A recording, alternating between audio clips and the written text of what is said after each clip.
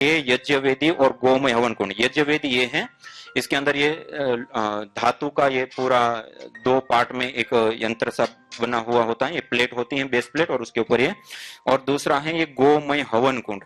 ये गोमय हवन कुंड, इसके अंदर गाय के गोबर से बने हुए इस प्रकार के कुंड होते हैं, जो गाय का गोबर और देवदार की लकड़ी मिला करके इसको बना, एक बार में एक कुंड यूज होता है।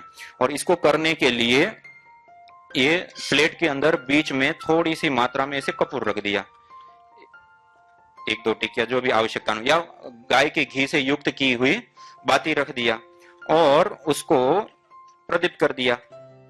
ओम भूर्भुवः स्वः,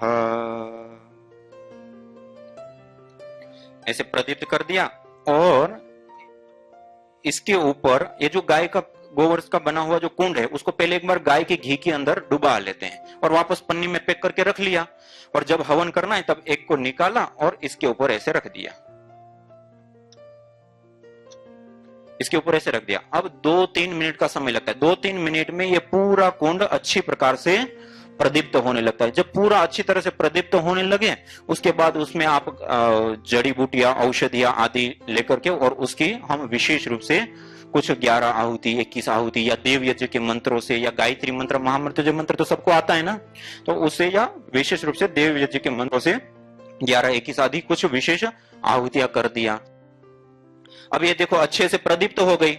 अब प्रदीप्त हो गई, उसके बाद मंत्र का पाठ करते हुए आप 11-21 आहुति दे दिया। ओम सूर्यो ज्योतिर्ज्योति सूर्य स्वाहा, ओम सूर्यो वर्चो ज्योतिर्वर्चः स्वाहा, ओम ज्योति सूर्य सूर्यो ज्योति स्वाहा, ओम सजुर्देवेन सवित्रा सजुर्सुसेन्द्रवत्याजुषाणः सूर्यो वेतु स्वाहा, ओम अग्निर्ज्योतिर्ज्योतिरग्नि स्वाहा, ओम अग्निर्वर्चो ज्योतिर्वर्चः स्वाहा, ओम स्वाहा, ओम सजुर्देवेन सवित्रा सजुरात्रेन्द्रवत्याजुषाणो अग्निर्वेतु स्वाहा, ओम भूर्भुवः स्वः तत्सवितुर्वरेण्यं भर्गो देवस्य धीमहि धियो यो नः प्रचोदयात् स्वाहा, ओम त्र्यंबकं यजामहे सुगंधिं पुष्टिवर्धनम् उर्वारुकमिव बन्धनान् मृत्योर्मुक्षीयमामृतात् स्वाहा,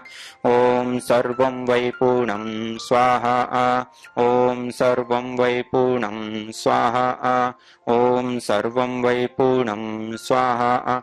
ऐसे आप 11-21-51 आहुति, और ज्यादा लंबा करना तो इसमें साथ में 1 चम्मच रखा, थोड़ा थोड़ा 1-1 बूंद भी आप घी की भी आहुति देते हैं। पहले से एक बार डुबा लिया तो थोड़ी देर हवन हो जाएगा, लेकिन लंबा करना है तो थोड़ी थोड़ी घी की आहुति अलग अलग जगह पे देते हैं, तो ये लंबा हवन भी हो जाता है।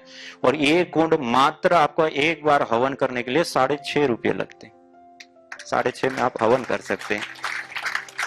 और इतना हवन होता है तो उससे उतना काला भी नहीं होता है। घर आदि कहीं बार कहीं भाड़े पे रहते, फ्लैट पे रहते, कई लोगों को काला होने के समय तो काला भी नहीं होता है, खर्च भी नहीं होता है।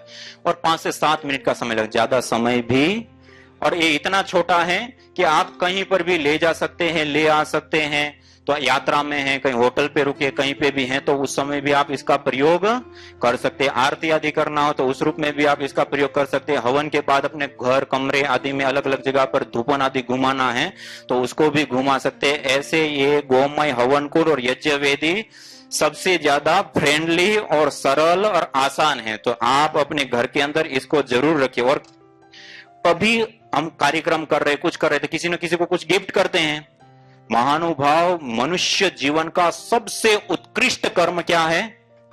यज्ञ। और यज्ञ जैसा काम यदि किसी के हाथ में दे दे और वो यज्ञ करेगा तो उसके जीवन में क्या, अभी कितने लाभ हमने देखे, प्रकृति से लेकर के, संस्कृति से लेकर के, स्वास्थ्य से लेकर के, कितने सारे लाभ हैं, पुण्य आदि सब चीजें। तो जिस घर के अंदर हवन कुंड चला गया, वो हवन करेगा तो उसको कितना लाभ होगा? बहुत सारा लाभ होगा। और उसका प्रेरणा करने वाले कौन? हम। और गिफ्ट करते उस समय इतना छोटा सा गिफ्ट कर दिया, इतना सरल, आसान और नया है, व्यक्ति अवश्य करता है। तो ये भी अपने लिए एक बहुत प्लस पॉइंट है और बहुत अच्छा है। तो आप कभी किसी को गिफ्ट भी देना है तो क्या देंगे हम? हवन कुंड, यज्ञ वेदी।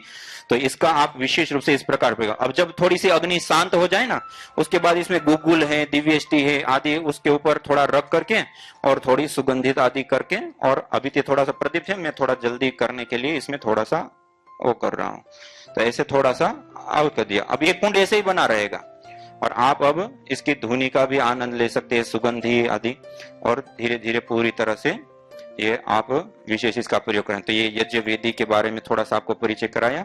ये करीब 300 रुपए की यज्ञ वेदी आती है जो हमें एक बार लेना पड़ता है, और ये 200 रुपए के 30 कुंड आते हैं, मान 6-6.5 रुपए के आसपास का एक कुंड पड़ता है, महीने में एक बार लेना पड़ता है। और एक रोगानुसार आपको जो सामग्री का परिचय किया, जो रोग है उसके लिए वो सामग्री लिया, उससे अनुसार 11, 21, 51 रोग की स्थिति कैसी है उसके अनुसार 11, 21, 51, 108 आहुतियां किया।